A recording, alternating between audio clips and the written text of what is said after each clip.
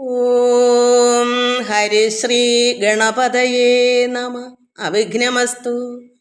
ഓം നമോ ഭഗവതേ വാസുദേവായ. ശ്രീകൃഷ്ണ പരമാത്മനേ നമ. ഓം ഗുരുബ്രഹ്മ ഗുരുർവിഷ്ണു ഗുരുർദേവോ മഹേശ്വര. ഗുരു സാക്ഷാത് പരബ്രഹ്മ. തസ്മൈ ശ്രീ ഗുരവേ നമ. എല്ലാ ഭക്തമക്കൾക്കും എൻ്റെ വിനീതമായ പ്രണാമം. എല്ലാവർക്കും സമാധാനം, ശാന്തി, ഈശ്വരകൃപ, ആയുരാരോഗ്യം, രോഗശാന്തി, എല്ലാ ജീവിത സുഖങ്ങളും ഉണ്ടാകണമെന്ന് പ്രാർത്ഥിക്കുന്നു. നിർമ്മല പവിത്രൻ, ബിജി ബിജു, സുധീർ കുമാർ, ജയ അനിൽ, പ്രസന്ന, ജയശ്രീ ബാബു, ഗീതാ നായർ, നിർമ്മല രമേഷ്, രാധ ശിവാനന്ദൻ, ജഗദമ്മ, ശ്രീല, പത്മകുമാരി, രുക്മിണി മോഹൻ, എല്ലാ മക്കളെയും ഭഗവാനിൽ അർപ്പിക്കുന്നു. ഒരുപാട് മക്കളുണ്ട്. എല്ലാവരെയും ലോക സമസ്ത സുഖിനോ ഭവന്തു. എല്ലാവർക്കും എല്ലാ ജീവിത സുഖങ്ങളും ഉണ്ടാകണമെന്ന് പ്രാർത്ഥിക്കുന്നു. ഇത് കമൻസ് ചെയ്ത മക്കൾക്ക് മാത്രമല്ല എല്ലാവർക്കും. നമുക്ക് ഭജനയും ഭാഗവതവും കൂടെ ഒന്നിച്ച് പോകാം. ആദ്യം കുറച്ച് സമയം ഭജന നടത്തിയിട്ട് ഭാഗവതം വായിക്കാം. ഭാഗവതം കണ്ടു വായിക്കാം.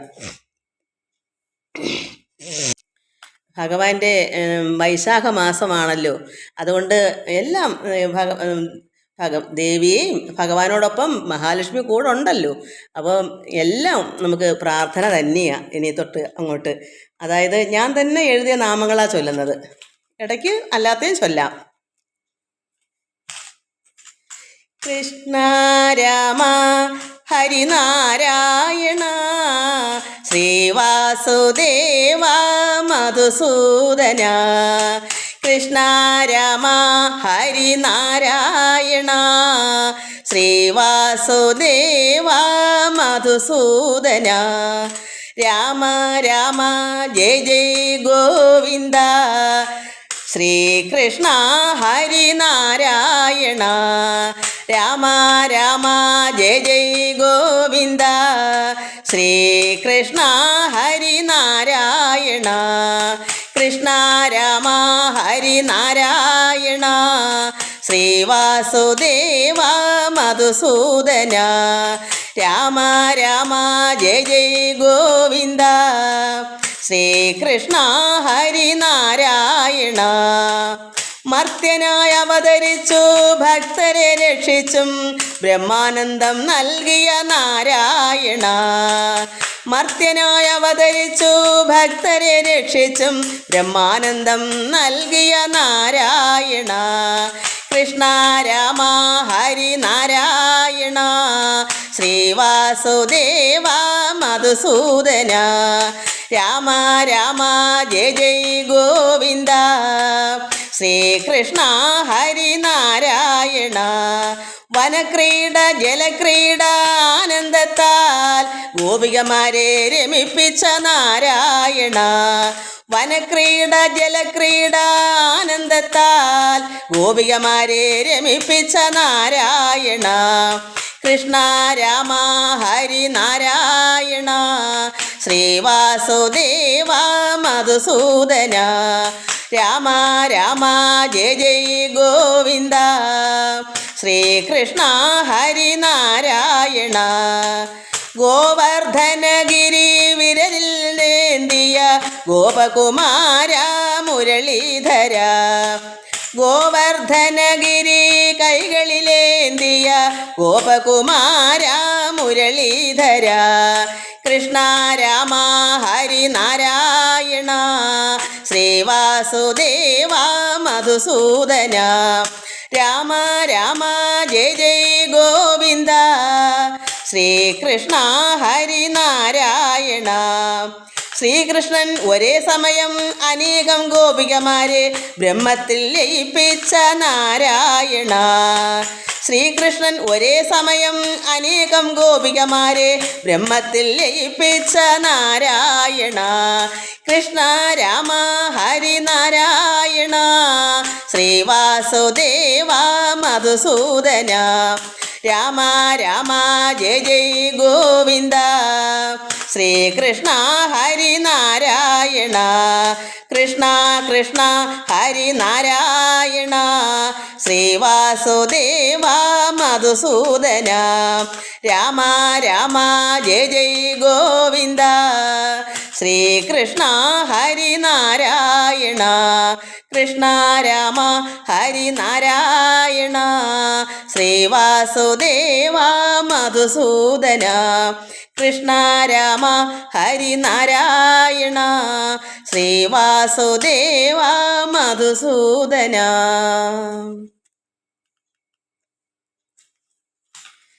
കൃഷ്ണനെ കണ്ടുണരാം കണിക്കൊന്ന കണ്ടുണരാം തുളസി കതിർന്നുള്ളിയെടുത്ത് കൃഷ്ണനൊരു മാല ചാർത്താം തുളസി കതിർന്നുള്ളിയെടുത്ത് കൃഷ്ണനൊരു മാല ചാർത്താം കൃഷ്ണനെ കണ്ടുണരാം കണിക്കൊന്ന കണ്ടുണരാം തുളസി കതിർന്നുള്ളിയെടുത്ത് കൃഷ്ണനൊരു മാല ചാർത്താം തുളസി കതിർന്നുള്ളിയെടുത്ത് കൃഷ്ണനൊരു മാല ചാർത്താം കൃഷ്ണൻ്റെ നെറ്റിയിൽ ചന്ദനം ചാർത്തിയും കൃഷ്ണൻ്റെ തിരുമുടിയിൽ മയിൽ പീലി തിരുകിയും വനമാല തുളസിമാല കണ്ഠത്തിലണിഞ്ഞും കൃഷ്ണനെ കണി കണ്ടുണരാം പുലർകാലേ കൃഷ്ണൻ്റെ നെറ്റിയിൽ ചന്ദനം ചാർത്തിയും കണ്ണൻ്റെ തിരുമുടിയിൽ മയിൽ പീലി തിരുകിയും വനമാല തുളസിമാല കണ്ഠത്തിലണിഞ്ഞും കൃഷ്ണനെ കണി കണ്ടുണരാം പുലർകാലേ കൃഷ്ണനെ കണ്ടുണരാം കണിക്കൊന്ന കണ്ടുണരാം തുളസി കതിർന്നുള്ളിയെടുത്ത് കൃഷ്ണനൊരു മാല ചാർത്താം തുളസി കതിർന്നുള്ളിയെടുത്ത് കൃഷ്ണനൊരു മാല ചാർത്താം കൈവള തോൾവള കുണ്ടലഹാരങ്ങളും മഞ്ഞപ്പട്ടുടയാട കാഞ്ചന നോപുരവും ചെഞ്ചുണ്ടിൽ പുഞ്ചിരിയാർന്ന കൃഷ്ണനെ കണ്ടുണരാം ചെഞ്ചുണ്ടിൽ പുഞ്ചിരിയാർന്ന കൃഷ്ണനെ കണ്ടുണരാം കൈവള തോൾവള കുണ്ടലഹാരങ്ങളും മഞ്ഞപ്പട്ടുടയാട കാഞ്ചന നോപുരവും ചെഞ്ചുണ്ടിൽ പുഞ്ചിരിയാർന്ന കൃഷ്ണനെ കണ്ടുണരാം ചെഞ്ചുണ്ടിൽ പുഞ്ചിരിയാർന്ന കൃഷ്ണനെ കണ്ടുണരാം കൃഷ്ണനെ കണ്ടുണരാം കണിക്കൊന്ന കണ്ടുണരാം തുളസി കതിർന്നുള്ളിയെടുത്ത് കൃഷ്ണനൊരു മാല ചാർത്താം തുളസി കതിർന്നുള്ളിയെടുത്ത് കൃഷ്ണനൊരു മാല ചാർത്താം കണ്ണനെ കണ്ടുണരാം കണിക്കൊന്ന കണ്ടുണരാം തുളസി കതിർന്നുള്ളിയെടുത്ത് കൃഷ്ണനൊരു മാല ചാർത്താം തുളസി കതിർന്നുള്ളിയെടുത്ത് കൃഷ്ണനൊരു മാല ചാർത്താം കൃഷ്ണ മുകുന്ദ മുരാരേ കൃഷ്ണ മുകുന്ദ മുരാരേ ജയ കൃഷ്ണ മുകുന്ദ മുരാരേ ജയ കൃഷ്ണ മുകുന്ദ മുരാരേ കരുണാസാഗര കമലനായക കരുണാസാഗര കമലനായക കനകാംബരധാരി ഗോപാല കനകാംബരധാരി ഗോപാല കൃഷ്ണ മുകുന്ദ മുരാരേ ജയ കൃഷ്ണ മുകുന്ദ മുരാരേ കാളിയമർദ്ദന കംസനിഷൂദന കാളിയമർദ്ദന കംസനിഷൂദന കമലാദള നയന ഗോപാല കമലാദള നയന ഗോപാല കൃഷ്ണ മുകുന്ദ മുരാരേ ജയ കൃഷ്ണ മുകുന്ദ മുരാരേ കുടിലകുന്തളം കുവലയദള നീലം മധുരമുരളീരവലോലം കോടിമദനധാവണ്യം ഗോപീ പുണ്യം ഭജാമി ഗോപാലം ഗോപീജനമന മോഹന വ്യാപക ഗോപീജനമന മോഹന വ്യാപക കുവലയദള നീല ഗോപാല കുവലയദള നീല ഗോപാല ഗോപീജനമന മോഹന വ്യാപക ഗോപീജനമന മോഹന വ്യാപക കുവലയദള നീല ഗോപാല കുവലയദള നീല ഗോപാല കൃഷ്ണ മുകുന്ദ മുരാരേ ജയ കൃഷ്ണ മുകുന്ദ മുരാരേ കരുണാസാഗര കമലാനായക കരുണാസാഗര കമലാനായക കനകാംബരധാരി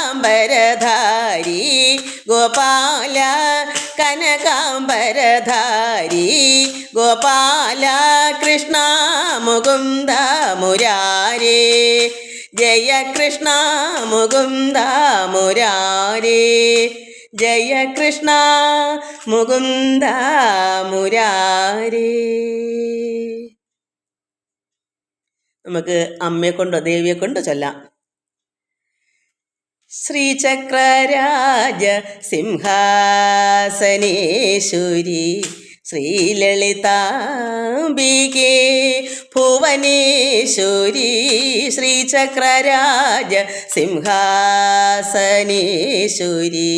ശ്രീലളിതാംബികേ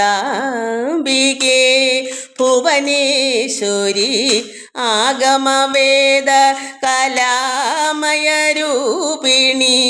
ആഗമവേദ കലാമയരൂപിണി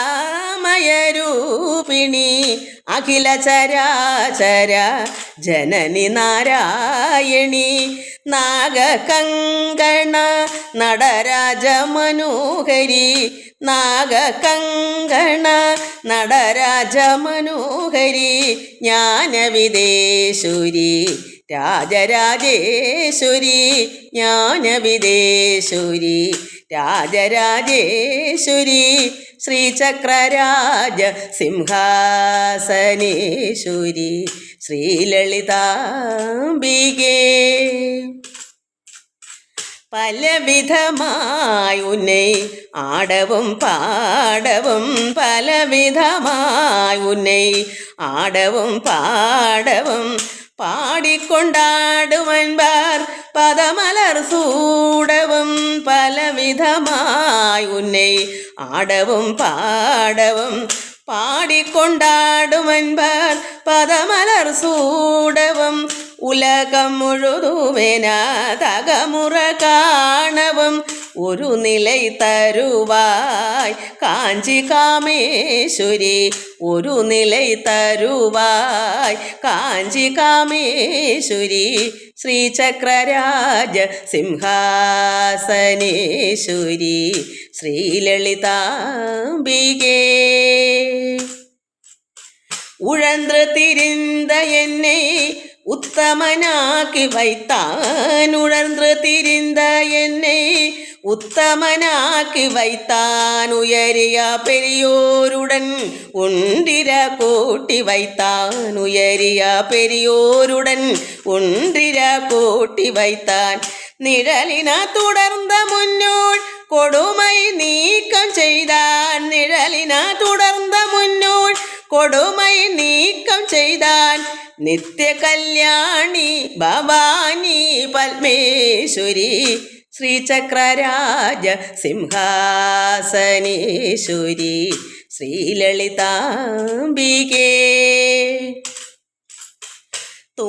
തുമ്പപ്പുടത്തിലിട്ട് തൂയവനാക്കി വൈത്തായ് തുമ്പപ്പുടത്തിലിട്ട് തൂയവനാക്കി வைத்தான் തുടർന്ന മുന്മാயை നീക്കി പിറந்த பயனை தந்தாய் തുടർந்த முன்மாயை நீக்கி பிறந்த பயனை தந்தாய் அன்பை புகழ்த்தி உந்தன் ஆடலை காண செய்தான் அன்பை புகழ்த்தி உந்தன் ஆடலை காண செய்தான் அடிக்கலம் நீயே அம்மா അടിക്കലം നീയേ അമ്മ അഖിലാണ്ടേശ്വരി അടിക്കലം നീയേ അമ്മ അഖിലാണ്ടേശ്വരി ശ്രീചക്രരാജ സിംഹാസനേശ്വരി ശ്രീലളിതാംബികേ ഭുവനേശ്വരി ശ്രീചക്രരാജ സിംഹാസനേശ്വരി ശ്രീലളിതാംബികേ ഭുവനേശ്വരി ആഗമവേദ കലാമയരൂപിണി ആഗമവേദ കലാമയരൂപിണി അഖില ചരാചര ജനനി നാരായണി ജ്ഞാനകങ്കണ നടരാജ മനോഹരി നാഗകങ്കണ നടരാജ മനോഹരി ജ്ഞാനവിദേശ്വരി രാജരാജേശ്വരി ജ്ഞാനവിദേശ്വരി രാജരാജേശ്വരി ശ്രീചക്രരാജ സിംഹാസനേശ്വരി ശ്രീലളിതാംബികേ ഭുവനേശ്വരി ശ്രീചക്രരാജ സിംഹാസനേശ്വരി ശ്രീലളിതാംബികേ ഏ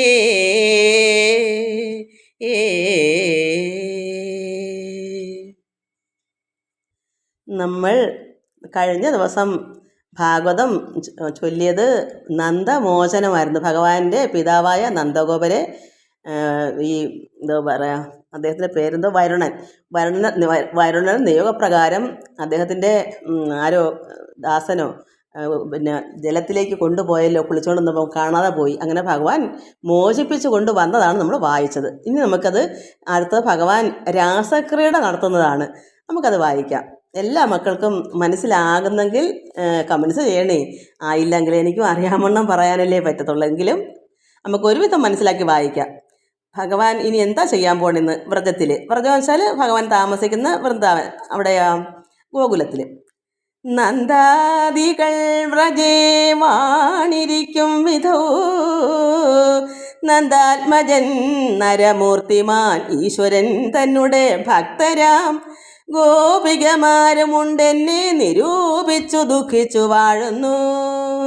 നന്ദാദികളെല്ലാവരും വ്രജത്തിൽ കഴിയുമ്പോൾ വാണിരിക്കുമ്പോൾ എന്തു വന്നു? നന്ദാത്മജൻ നരമൂർത്തിമാൻ ഈശ്വരനായ ഭഗവാൻ കൃഷ്ണൻ ഭക്തരായ ഗോപികമാരുടെ എല്ലാം എന്നെ പരമാത്മാവായ കൃഷ്ണനെ നിരൂപിച്ച് ദുഃഖിച്ച് വാഴുവാണ്.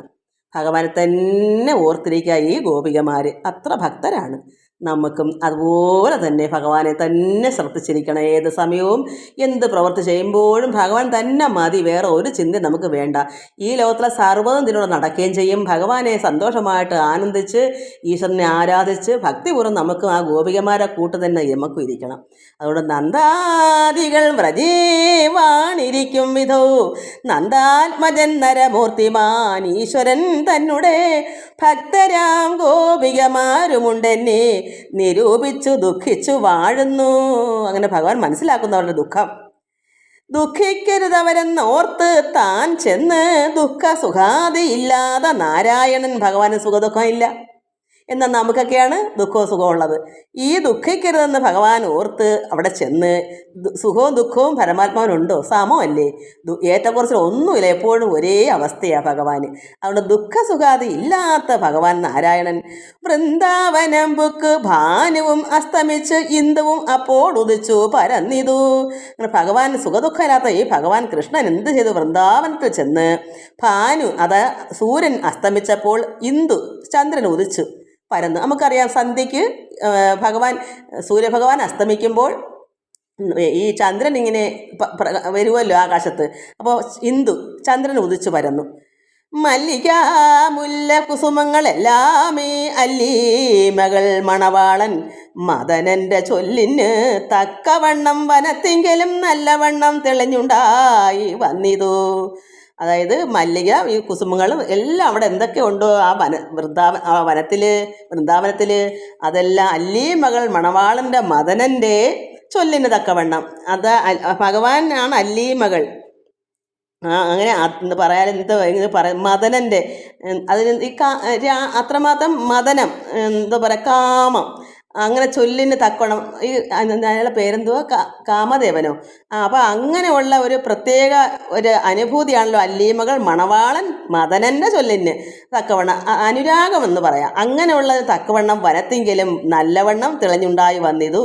അപ്പോൾ അവിടെ എന്താ മല്ലിക കുസുമങ്ങളെല്ലാം ഭഗവാൻ എത്രമാത്രം ആനന്ദകരമാണോ അതുപോലെ എല്ലാം അവിടെ തെളിഞ്ഞു വന്നു എല്ലാവർക്കും. അത്ര കാരണം ചന്ദ്രൻ അങ്ങോട്ട് തെളിഞ്ഞു, സൂര്യൻ അസ്തമിച്ചു, എല്ലാം കൊണ്ടും അവിടെ പ്രഭയേറി. എത്ര മദനൻ്റെ ചൊല്ലിന് തക്കവണ്ണം, അല്ലീമകൾ മണവാളൻ മദനൻ്റെ ചൊല്ലിന് തക്കവണ്ണം ഭഗവാൻ അത്രമാത്രം ആണ് ഈ ഭക്തരായ ഗോപികമാരോടുള്ള സ്നേഹം, പ്രേമം, അങ്ങോട്ടും ഇങ്ങോട്ടും അങ്ങനെയാണ് ഭഗവാൻ ഭക്തരോടുള്ള സ്നേഹം.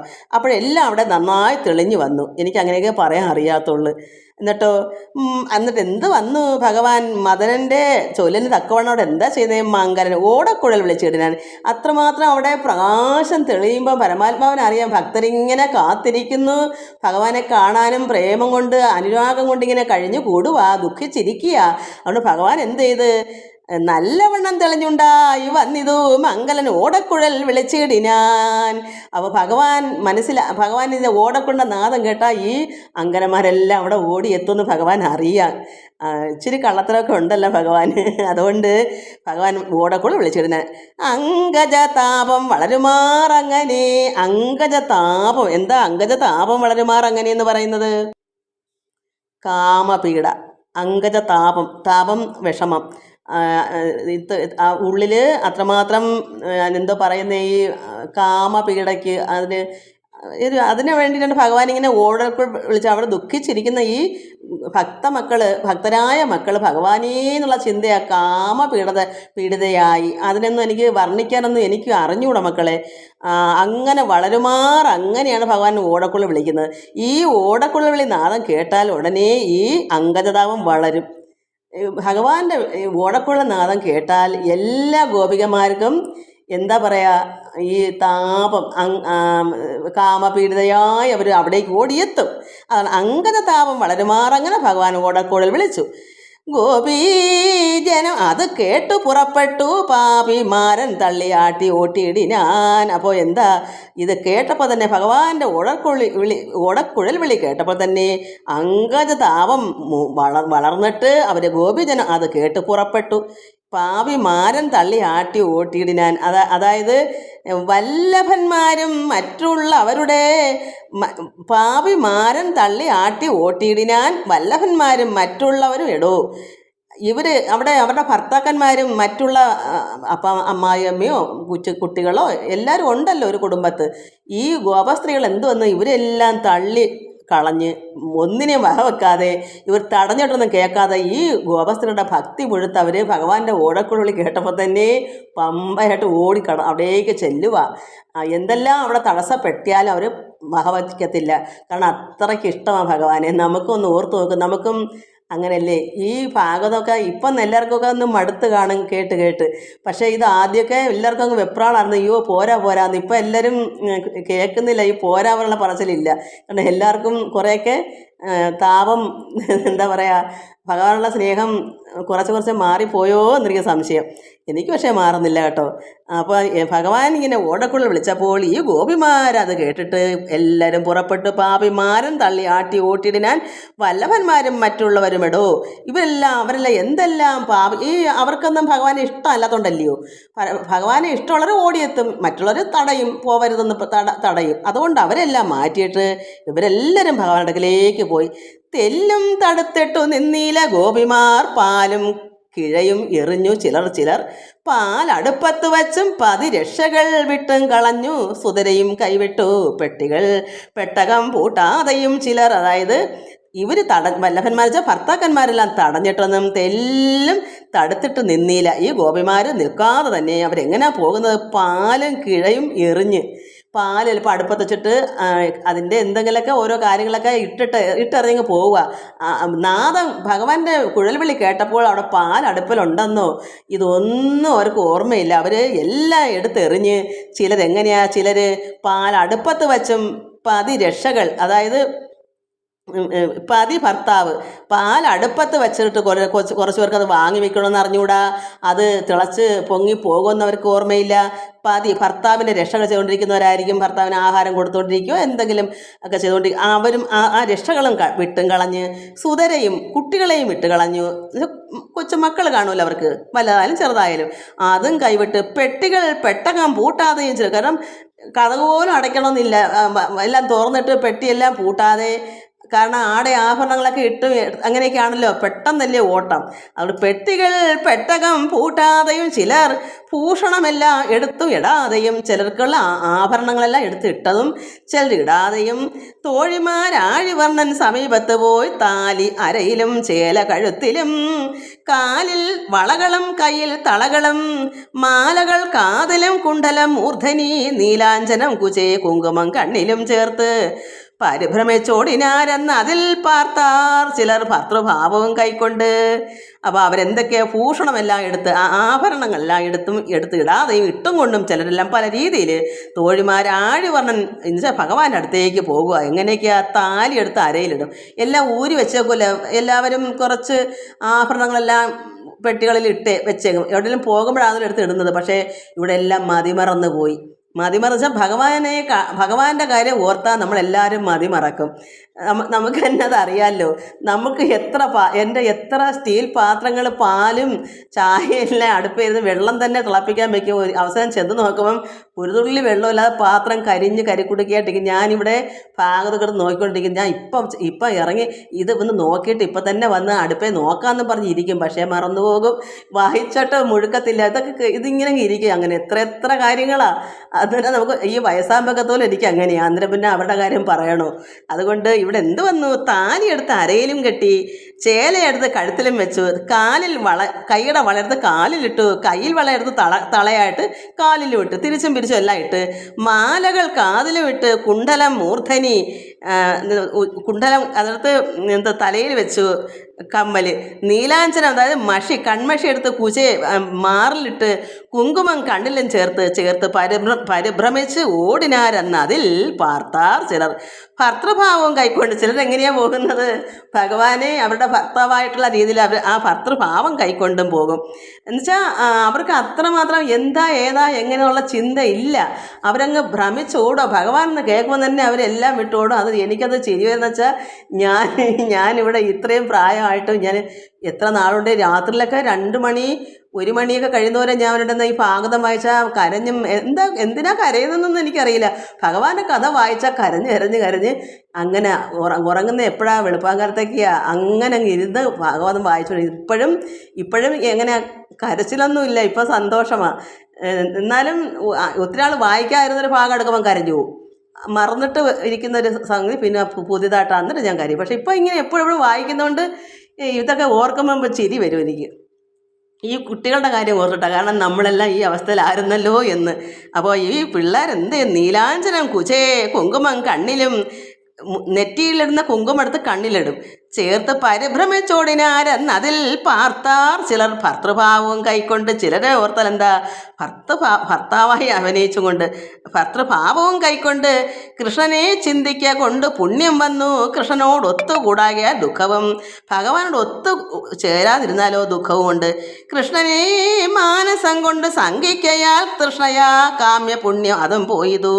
അപ്പം മനസ്സുകൊണ്ട് സംഘിക്കയാൽ, സംഘം ചേർച്ച, ഭഗവാനോട് ചിലരെങ്ങനെയാ, ചിലരുടെ ഭർത്തൃഭാവം കൈക്കൊള്ളും, ചിലരുടെ മനസ്സുകൊണ്ട് ഭഗവാനെ ചേർത്ത് വയ്ക്കും. മനസ്സിലുകൊണ്ട് സംഘിക്കാൻ തൃഷ്ണയ, എല്ലാ ആഗ്രഹങ്ങളും കാമ്യപുണ്യം അതുമൊക്കെ പോയി.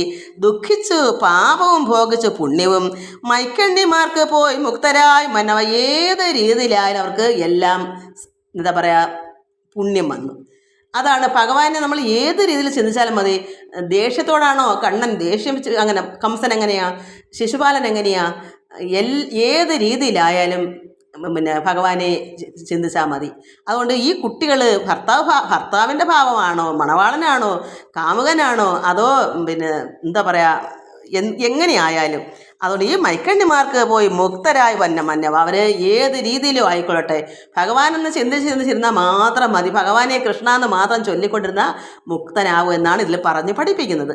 അത് എന്നിട്ട് ചോദിക്കുക, ഏവം അഭിമന്യുജൻ കേട്ട്, അതിന് മുമ്പൊന്നുണ്ടല്ലോ, മൈക്കണ്ണിമാർക്ക് പോയി മുക്തരായി മന്നവ വെച്ചാൽ ആരാണ്? പരീക്ഷത്തെ ശുഗമഹാമുനി പറഞ്ഞു ഇങ്ങനെയൊക്കെയാണ് ഈ ഗോപശ്രീയുടെ രീതി, ഈ ഭഗവാനെയുള്ള സ്നേഹം ഭക്തി പല രീതിയിലാണ്. അവരെല്ലാം മതിമറന്ന് ഓടണം നമ്മൾ. ഭക്തി എന്ന് പറഞ്ഞാൽ ഭഗവാനെന്ന് കേൾക്കുമ്പോൾ, ഭഗവാനിൽ നിന്ന് ചിന്തിക്കുമ്പോൾ നമ്മൾ മറക്കണം. മനസ്സ് ഈ ലോക ചിന്ത നിന്നെല്ലാം വിട്ടുപോയി. അതാണ് ഇവർക്ക് മുക്തരായത്. ഈ ലോക ചിന്ത മാറുമ്പോഴാണ് നമുക്ക് അടുപ്പിൽ എന്തിരിക്കുന്നു നമ്മൾ ചിന്തിക്കാത്ത എന്താ, അതെല്ലാം ഈ ലോക ചിന്തകളാണ്. ഭഗവാനുള്ള ചിന്ത ഭാഗവതം എന്ന് കേൾക്കുമ്പോൾ പരമാത്മാവായ ഈശ്വരൻ നാരായണനാ. അപ്പോൾ നമുക്ക് ഈ ലോകത്തിലുള്ള സർവ്വം അടുപ്പിൽ എന്തിരിക്കുന്നോ, എന്ത് ചെയ്തെന്നോ, ആർക്കെന്ത് കൊടുത്തില്ലെന്നോ ഒരു ചിന്തയില്ല. അതാണ് മനസ്സ് മറന്നു പോകുന്നത് ഈ ലോക ചിന്തയുടെ. അപ്പോൾ അതാണ് ഭഗവാനുള്ള പ്രേമമാകുന്ന ഭക്തി. അതാർക്കൊണ്ടോ അവർക്ക് മുക്തി തന്നെയാണ്. ഇവിടെ ഈ സ്ത്രീകളെല്ലാം അങ്ങനെയായിരുന്നു. ഈശ്വരനെന്ന് കേട്ടപ്പോൾ, ഓടക്കുടൽ കേട്ടപ്പോൾ തന്നെ അവരിതെല്ലാം വിട്ടറിഞ്ഞ് കതകും പൂട്ടണ്ട, കുട്ടികളെയും കാണണ്ട, ഭർത്താവിന് എന്താ കൊടുത്തെന്ന് അറിയണ്ട, രക്ഷിച്ചിരിക്കുന്ന അവരെയും കളഞ്ഞ്, കുഞ്ഞുങ്ങളെയും കളഞ്ഞ്, പെട്ടിയും പൂട്ടിയില്ല, എല്ലാം കൊണ്ടും കാലിലെ തളയെടുത്ത് കയ്യിലിട്ടു, കൈയുടെ വളയെടുത്ത് കാലിലിട്ടു, ഇങ്ങനെയൊക്കെയാണ് അവർ പോകുന്നത്. അതാണ് മറക്കുക എന്ന് പറയുന്നത്. അത് ആരോടാ ഇത്? അങ്ങനെ ചെയ്യേണ്ട പരമാത്മാവോട് മാത്രം മതി, അല്ലാത്തടത്തൊന്നും മറക്കരുത്. നമുക്ക് ഭഗവാനെന്ന് കേൾക്കുമ്പോൾ മറക്കണം. നമ്മുടെ മനസ്സ് ഇവിടെ അങ്ങും വേണ്ട, പരമാത്മാവിനെ തന്നെ മതി. എത്തിപ്പെടാനുള്ള അവരുടെ വെപ്രാളമായിരുന്നു. എവിടെ ഭഗവാൻ നാഥം എവിടാ കേൾക്കുന്ന? വൃന്ദാവനത്തിൽ വനത്തിൽ ആണെങ്കിൽ അവിടേക്ക് ഓടുക, ചെന്ന് എത്തിപ്പിടിക്കുക. ഇതാണ് അവരുടെ ലക്ഷ്യം. അതാണ് നമ്മളെ ലക്ഷ്യം തെറ്റാതെ ഓടുക. അങ്ങനെയുള്ളവർക്ക് മാത്രമേ നമുക്ക് കൈവല്യം പ്രാപിക്കാൻ പറ്റൂ. നമ്മുടെ ലക്ഷ്യം പരമാത്മാവ് തന്നെയാണ്. ആ ഭഗവാനെ ഏത് രീതിയിലും ആയിക്കോ, നമുക്ക് മണവാളനാണോ, അതോ മകനാണോ, അതോ പിതാവാണോ, എന്ത് രീതിയിലായാലും, സഹോദരനായാലും മക്കളെ പോലായാലും എങ്ങനെ ആയാലും ഭഗവാനിൽ അടുക്കുക, ചേർന്ന് നിൽക്കുക, ഒരു യോഗിയായി തീരുക. അത് ഏത് രൂപവും ആകാം. പല ഇടുക്ക് ചാലിലും തോട്ടിലും നദിയിലുമുള്ള വെള്ളം പല രീതിയിലും ചെല്ലുന്ന എവിടെയാ? ഓടെ കിടക്കുന്ന അഴുക്ക വെള്ളം പോലും ചെല്ലുന്നത് എവിടെയാ? സമുദ്രത്തിലാണ്. അപ്പോൾ നമ്മൾ ചിന്തിക്കണം, വഴി ഏതായാലും സമുദ്രത്തിൽ ചെന്നെത്തും. നമുക്ക് ഭഗവാനുള്ള സ്നേഹവും ഭക്തി കൊണ്ടാണല്ലോ ഓടിയെത്തുന്നത്. അത് ഏത് രീതിയിൽ, കാമുകനായിട്ടോ മണവാളനായിട്ടോ ഭർത്താവായിട്ടോ മക്കളായിട്ടോ എല്ലാ വഴിയും ആ പരമാത്മൻ്റെ അടുക്കലേക്ക് ഓട്ടമാണല്ലോ. അതറിഞ്ഞാൽ മതി. അപ്പോൾ ഈ സമുദ്രം എന്ന് പറഞ്ഞ ആ ലക്ഷ്യം നമ്മൾ നേടണമെങ്കിൽ നമ്മൾ മറന്ന് ഓടണം. ഭഗവാൻ എന്ന് കേൾക്കുമ്പോൾ, ഇവിടെ ഭാഗവതം എടുക്കുമ്പോൾ തന്നെ സർവ്വതും മറക്കണം നമ്മൾ. അതാണ് നമുക്ക് ഒരു നാണയത്തിൻ്റെ ഇരുവശം പോലെ. ഈ ലോക ജീവിതത്തിലെ കാര്യങ്ങൾ ഓർക്കുമ്പോൾ അതേ ശരണമുണ്ട്, എത്രമാത്രം അതിലേക്ക് ശ്രദ്ധയുണ്ട്. അതുപോലെ തന്നെയാണ് ആത്മീയവും. ആത്മീയത്തിൽ ചിലർക്ക് ഇരുന്ന് ഉറങ്ങും. കാരണം എന്താ? അതിലേക്ക് താല്പര്യമില്ലാത്തതുകൊണ്ട്. ഭഗവാൻ എന്ന് കേൾക്കുമ്പോൾ തന്നെ ഉറക്കം വരുന്നവർ ഒരുപാട് പേരുണ്ട്. 100-ൽ 90 പേരും അങ്ങനെ. അവർ 10 പേരെ കാണൂ ഭഗവാൻ എന്ന് കേൾക്കുമ്പോൾ ഈ മതിമറക്കമുള്ളവർ. അത് തന്നെ ഉണ്ടോയെന്ന് സംശയമാണ്. അപ്പം അങ്ങനെ നമ്മൾ ആണെങ്കിൽ ശരിയാ, ഭഗവാൻ അത്രമാത്രം ഭക്തി നമുക്കുണ്ടെങ്കിൽ നമുക്ക് കൈവല്യം പ്രാപിക്കാൻ വേറൊന്നും തന്നെ വേണ്ട. അതുകൊണ്ട് അവിടെ പറയുന്നത്, ദുഃഖിച്ച് തൃഷ്ണയാ കാമ്യപുണ്യം അതും പോയിതു, ദുഃഖിച്ച് പാപവും ഭോഗിച്ച് പുണ്യവും മൈക്കണ്ണിമാർക്ക് പോയി മുക്തരായ മനവായ സർവ്വ പാപവും എല്ലാം കളഞ്ഞിട്ട് അവർക്ക് യഥാർത്ഥമായ ജ്ഞാനം കൈവന്നു. മുക്തരായി മന്നവ പരീക്ഷത്തെ. അപ്പോൾ പരീക്ഷത്ത് ചോദിക്കുന്നു, ഏവം അഭിമന്യുജൻ കേട്ട അഭിമന്യുജ പരീക്ഷത്ത്. ശ്രീശുക മഹാമുനി ഇത് പറഞ്ഞപ്പോൾ, അഭിമന്യുജൻ എന്ന് വെച്ചാൽ എന്താ? അഭിമന്യുജൻ ഈ അർജുനൻ്റെ മകനാണ് അഭിമന്യു. അഭിമന്യുവിൻ്റെ മകനാണ് പരീക്ഷത്ത്. അത് അഭിമന്യുജൻ എന്ന് പറയും. ജൻ എന്ന് പറയുന്നത് മകൻ. അഭിമന്യുജൻ്റെ മകൻ ഇത് കേട്ടിട്ട് അത് പരീക്ഷത്ത് കേട്ട അനന്തരം ആവർമുത ശുകം വന്ദിച്ച് ചോദിച്ചു. ശുകം വെച്ചാൽ ശുഗമഹാമുനിയെടുത്ത് ശുഗനോട് ചോദിക്കുന്നു. അതായത് പരീക്ഷിത് മഹാരാജാവ് ശുഗനെ വന്ദിച്ചിട്ട് ചോദിക്കുന്നു. എന്താ ചോദിക്കുന്നത്? നിർമ്മല ബ്രഹ്മം ഒന്നെന്നുള്ള അറിവ് കൊണ്ട് എന്നിയേ മോശം ഇല്ലെന്നിരിക്കും വിധോ. കാരണം ഇത് സാധാരണ ഒരു പറച്ചിലെന്താ? നിർമ്മല ബ്രഹ്മം ഒന്നേ ഉള്ളൂ, പരമാത്മാവാകുന്ന പരബ്രഹ്മമൂർത്തി ഏകനാണെന്നാണല്ലോ എല്ലാവരും ധരിച്ചിരിക്കുന്നത്. അപ്പം നിർമ്മല ബ്രഹ്മം ഒന്നെന്നുള്ള അറിവ് കൊണ്ട് എന്നിയേ മോശമില്ലെന്നിരിക്കും. അത് അങ്ങനെ അല്ലാതെ ചിന്തിക്കാതെ എങ്ങനെ മോശം ഉണ്ടാവും? ഇവർക്ക് നിർമ്മല ബ്രഹ്മമാണെന്നൊന്നും ഈ ഭഗവാൻ കൃഷ്ണനെ അവർ ചിന്തിക്കുന്നില്ല. എന്നാൽ നമ്മളെല്ലാവർക്കും മുക്തനാവണമെങ്കിൽ നമ്മൾ ഏകമായ പരമാത്മാവേ, ഇത് ലോകം മൊത്തവും ഏകത്വത്തെ നാനാത്വമാണെന്നും നാനാത്വം ഏകത്വമാണെന്നും മനസ്സിലറിഞ്ഞിട്ട് അങ്ങനെയുള്ളവർക്കാണ് മുക്തനാകുക. പക്ഷെ ഇവിടെ എങ്ങനെ ഇവർക്ക് മോക്ഷം വരുന്നു എന്നാണ് പരീക്ഷത്ത് ചോദിക്കുന്നത്. കാരണം നിർമ്മല ബ്രഹ്മ ഒരേ ഒരു വസ്തുവല്ലേ ഉള്ളൂ, ഭഗവാൻ പരമാത്മാവ് പരമേശ്വരൻ. ആ നിർമ്മല ബ്രഹ്മ ഒന്നെന്നുള്ള അറിവ് വന്നെങ്കിൽ മാത്രമേ നമുക്ക് കൈവല്യം പ്രാപിക്കാൻ പറ്റൂ. അതുകൊണ്ടല്ലേ യേശു കർത്താവ് എന്ന് പറഞ്ഞാലും പിന്നെ ഗുരുദേവൻ എന്ന് പറഞ്ഞാലും ശങ്കരാചാര്യൻ എന്ന് പറഞ്ഞാലും എല്ലാം ഏത് പ്രവാചകൻ എന്ന് പറഞ്ഞാലും എല്ലാം ഭഗവാനിൽ നിന്ന് വന്നതാണ്. അത് ഏകമാണ്. ലോകത്തിലെ സർവ്വ പ്രവാചകന്മാരും പരമാത്മാവിൽ നിന്ന് വന്നതുകൊണ്ട് എല്ലാം പരമാത്മാവിൻ്റെ അംശങ്ങളാണ്. അത് നാനാത്വമാണ്. ഏകത്വമായിരിക്കുന്ന പരമാത്മാവിൻ്റെ നാനാത്വമാണ്. ഒന്നിനെയും തള്ളിക്കളയാൻ പറ്റത്തില്ല. ആരെന്ത് മതം ഉണ്ടാക്കി വെച്ചാലും അറിവുള്ള ജ്ഞാനികൾ എത്രത്തോളം കർത്താവെന്ന് പറഞ്ഞാലും ഗുരുദേവനെന്ന് പറഞ്ഞാലും അറിവ് തന്ന ഗുരുക്കന്മാരാരെയായാലും നമ്മൾ വന്ദിക്കുക. എല്ലാം ഏകമായ ബ്രഹ്മമാണെന്ന് കാണുന്ന അവർക്കേ മോക്ഷമുള്ളൂ. അതുകൊണ്ട് ഇവിടെ പരീക്ഷിച്ച് ചോദിക്കുന്നു, എന്താണ് ഇങ്ങനെ നിർമ്മല ബ്രഹ്മം ഒന്നെന്നുള്ള അറിവ്? നമ്മൾ ഈ വന്നിട്ടുള്ള പ്രവാചകന്മാരെല്ലാം ഏകമായ പരമാത്മാവ് തന്നെയാണെന്ന് ചിന്തിച്ച് ആര് ഉൾക്കൊള്ളുന്നു അവർക്ക് മാത്രമേ ഇവിടെ കൈവല്യം പ്രാപിക്കാൻ പറ്റൂ. രണ്ടെന്നുള്ളത് ഒരിക്കലും അജ്ഞാനമാണ്. ഈശ്വരൻ രണ്ടില്ല, ഒന്നേ ഉള്ളൂ. ആ ഏകം എപ്പോൾ അവിടെ ഉള്ളിൽ പതിയുന്നു അവർക്കാണ് കൈവല്യം. അതുകൊണ്ട് ഇവിടെ ചോദിക്കുന്ന മോക്ഷം ഇല്ലെന്നിങ്ങ് ഇരിക്കുമ്പോഴത്തോ നിർമ്മല ബ്രഹ്മം ഒന്നെന്ന് മാത്രം അറിഞ്ഞു വരുമ്പോഴേ നമുക്ക് മോക്ഷമുള്ളൂ. അതുകൊണ്ട് അങ്കനമാർ മനം മായാ ഗുണങ്ങളിൽ സംഘിച്ച കൃഷ്ണനെ കാന്തനെന്നല്ലാതെ നിർമ്മലമാം പരബ്രഹ്മ ജ്യോതിർമയം ചിന്മയം സച്ചിന്മയം എന്നറിയാതെ നാരീ ജനങ്ങൾക്ക് മുക്തി സിദ്ധിച്ചത് ചേരുന്നതല്ലിത് നേരെ അരുൾ ചെയ്യുക. ഇത് ശരിയല്ല. പുരുഷത് പറയുന്നു, ഇതെങ്ങനെ സംഭവിച്ചു?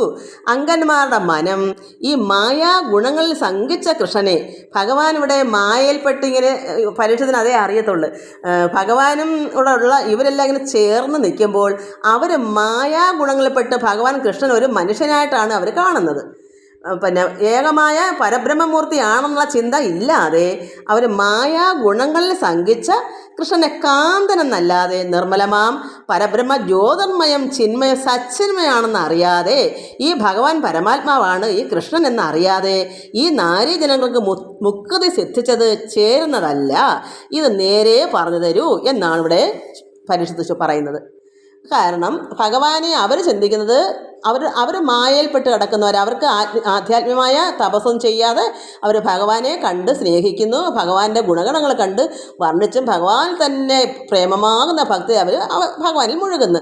പക്ഷേ അത് മായാഗുണങ്ങളിൽപ്പെട്ടാണ്. കൃഷ്ണനെ ഒരു മനുഷ്യരൂപത്തിലാണ് അവർ കാണുന്നത് എന്നുള്ളതാണ്.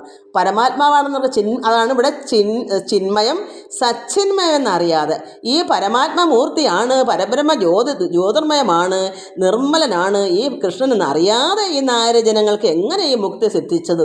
അത് നേരെ പറഞ്ഞു തരൂ. എത്രമാത്രം അറിയാൻ പാടുള്ള ഒരു കാര്യമായത്.